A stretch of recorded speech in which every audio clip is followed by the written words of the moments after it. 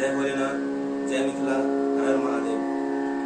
आदरणीय श्याम सुंदर श्याम रचित ई भोला बाबा के भजन हम सुना रहल छी। गीत के बोले बाबा विदेश्वर दानी पूजैले चलली भवानी। बाबा विदेश्वर दानी पूजैले चलली भवानी। हे बाबा विदेश्वर दानी पूजैले चलली भवानी। बाबा विदेश्वर दानी पूजैले चलली भवानी। बाबा विदेश्वर दानी पूजैले चलली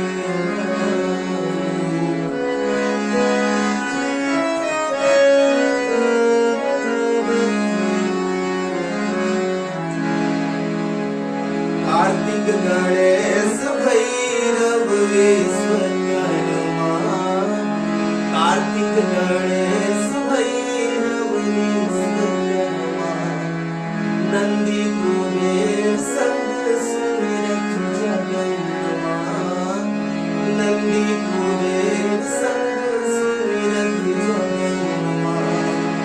कार्तिक गणेश भैरव विश्वकर्मा। नंदी कुबेर संग सुमिरत जगन्मा।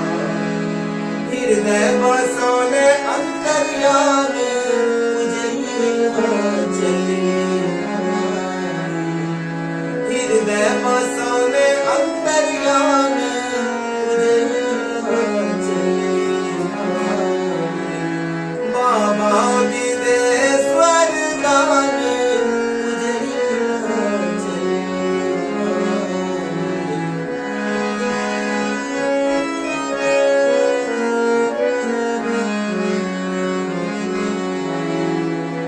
गंगा सरस्वती यमुना सहेली।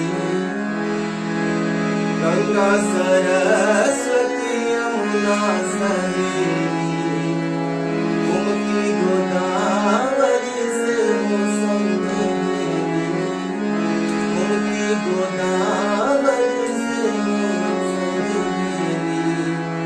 नारद सो सुनी का कहानी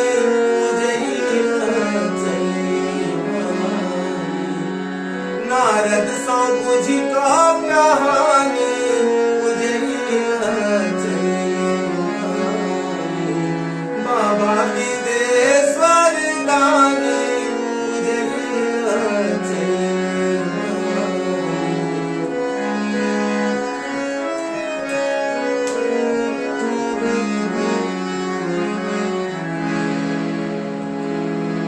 भादव पूर्णिमा अधरतिये मंगोला। भादव पूर्णिमा अधरतिये मंगोला। मिथिला के कोरा में कमला रंग बसना। मिथिला के कोरा में कमला रंग बसना। भादव पूर्णिमा अधरतिये मंगोला। भादव पूर्णिमा अधरतिये मंगोला। मिथिला के कोरा में कमला रंग बसना। बनला विदेश्वर दानी पूजैले चलली भवानी। हे बनला विदेश्वर दानी पूजैले चलली भवानी। बाबा विदेश्वर दानी पूजैले चलली भवानी।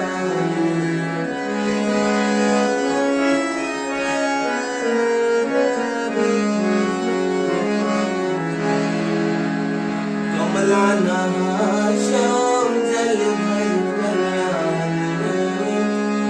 कमला नहा श्याम जल भर कल्याणी।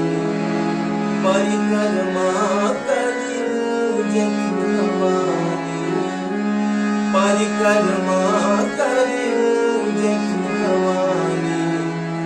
असरा पुरौलनिया ए असरा पुरवलं ओढरदानी